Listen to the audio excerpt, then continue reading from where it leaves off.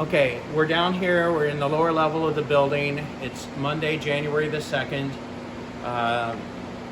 The flood happened last Thursday, or that's when we were notified about it.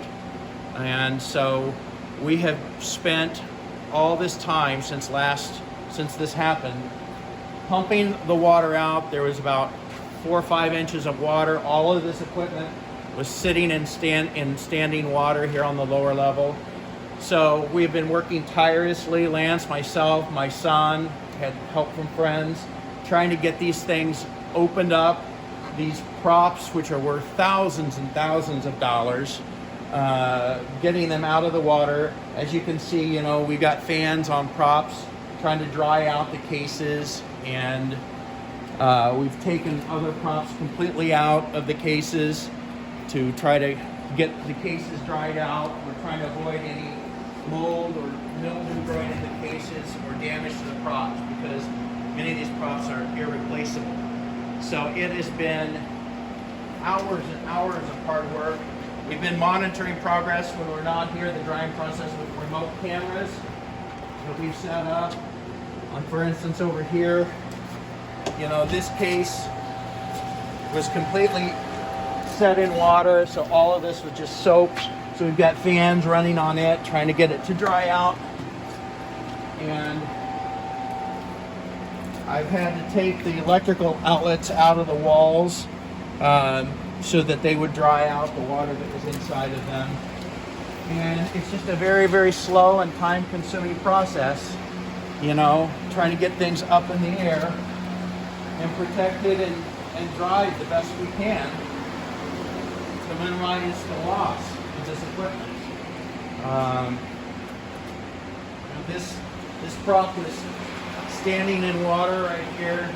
This is an illusion used by Orson Welles decades ago, and it just seems hopeless, the amount of work, but slowly but surely, because we have not had any contact from the insurance adjuster since it happened. I reported this to my insurance agent within 10 minutes of me arriving on site with the fire department here, and still waiting to hear from an adjuster.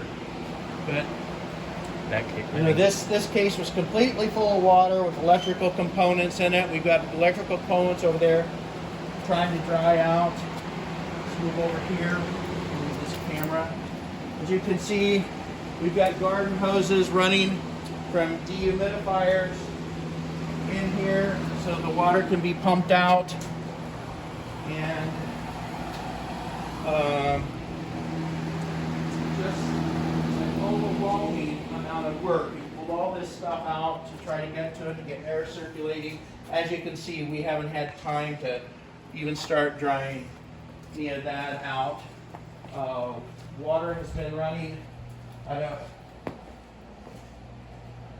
not sure where all this water came from. well, Did you just? I did that. Oh. So that was in that box.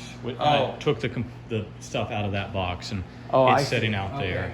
All of these drawers of little intricate parts and pieces, all the lower drawers were underwater.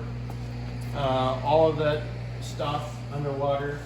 This is the room where you can see from the ceiling, water was just cascading down into the room, all over, you know, my power tools, such. I've still got water there. Yeah, there's still water in there. But we're just trying to clean it up. The remediation company came up here on Saturday, but because I had not heard from the insurance adjuster, I wouldn't authorize their work. You can see that kind of shows you how deep the water was on those ceiling tiles. You know, it was just swimming. Most of the water was coming through the ceiling in this area, down through this stairway. And we're just trying to get it dried out as best we can on our own to prohibit the growth of mold and mildew. So anyway, we're doing the best we can under the circumstances.